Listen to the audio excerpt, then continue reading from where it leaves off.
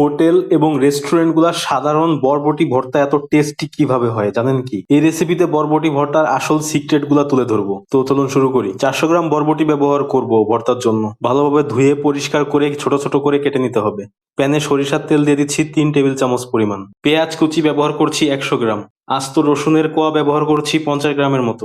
দিয়ে দিচ্ছি কাঁচামরিচ 4-5টা। কাটা বরবটি গুলাও ছেড়ে দিয়ে সতে করতে থাকবো। একদম লো হিটে রেখে ভাজতে থাকতে হবে। দিয়ে দিচ্ছি লবণ হাফ চা চামচ। ভাজতে ভাজতে যখন একটু নরম হয়ে যাবে তখন তুলে ফেলবো। ঠান্ডা করে ভাজা বরবটি গুলা ব্লেন্ড করে নিতে হবে অথবা পাটায় বেটে নিতে পারেন, কোনো প্রকার পানি ছাড়া। পেস্ট হয়ে গেলে একটা প্যানে সরিষার তেল দিয়ে দিতে হবে 3 টেবিল চামচ পরিমাণ।